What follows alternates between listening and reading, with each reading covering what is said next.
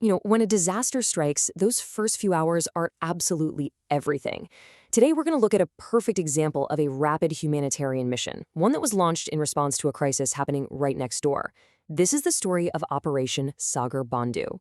So, our story kicks off with a real catastrophe. The island nation of Sri Lanka gets slammed by a devastating natural disaster, and this sets the stage for a really urgent need for help. But here's the thing. Almost immediately, a neighbor steps up, and that incredibly quick response and what it tells us about aid and diplomacy in a crisis, well, that's exactly what we're going to unpack today. Okay, so what caused all this chaos? It was a powerful storm named Cyclone Ditwah. Let's take a closer look at the immediate and severe impact it had on Sri Lanka. The aftermath was just brutal. The cyclone brought on severe flooding, which in turn led to widespread damage.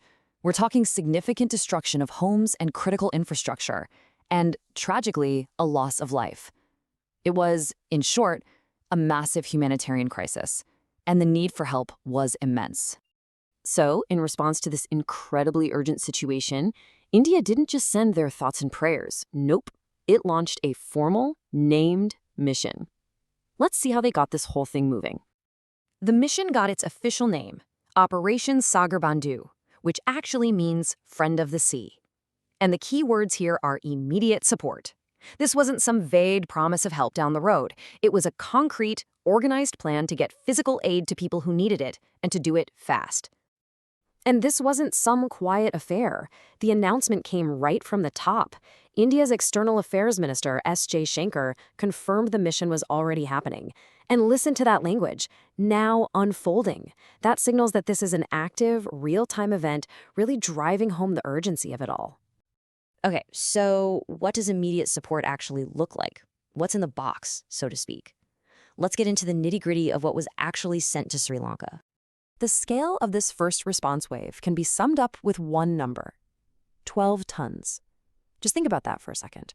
12 tons of essential supplies were gathered, packed, loaded, and flown to another country, all in a matter of hours. It's pretty incredible.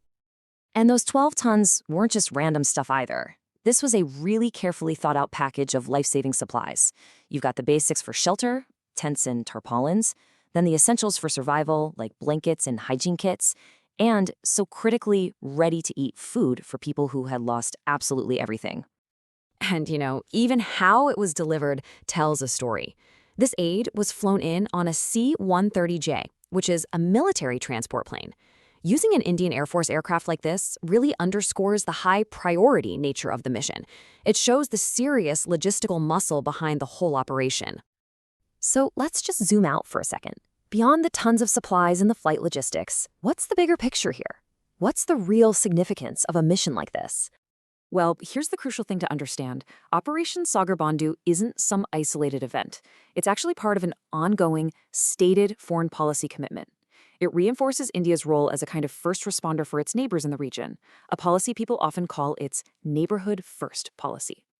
And that really brings us to our final thought. These missions, they're about so much more than just blankets and food. They are acts of diplomacy, they build goodwill, they strengthen relationships on a fundamental human level. Which really leaves us with a question to chew on.